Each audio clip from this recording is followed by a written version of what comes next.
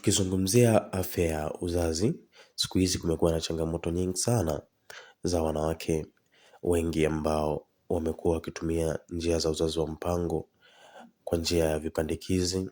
Nazungumzia vitanzi, vijiti, sindano, pamoja na dawa za kuweza kuzuia mimba.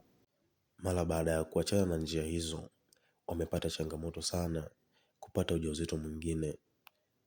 Hii haiwatokei wanawake wote, lakini asilimia kubwa, zaidi ya asilimia 75 ya wanawake ambao wamekuwa wakitumia uzazi wa mpango wa njia hizi wamepata changamoto sana kupata ujauzito wakati mwingine tena.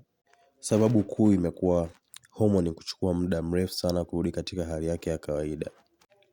Njia hizi za vipandikizi za uzazi wa mpango huweza kuathiri uwiano wa homoni moja kwa moja. Lengo kuu hasa ni kuzuia mchakato wa ovulation.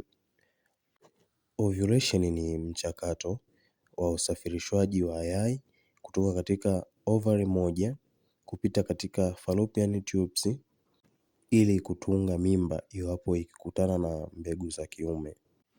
Ikiwa mayai hayo hayatakuta mbegu za kiume katika mirija ya uzazi, hivyo hutoka kama uchafu na mchakato huo tunaita MP, menstruation period.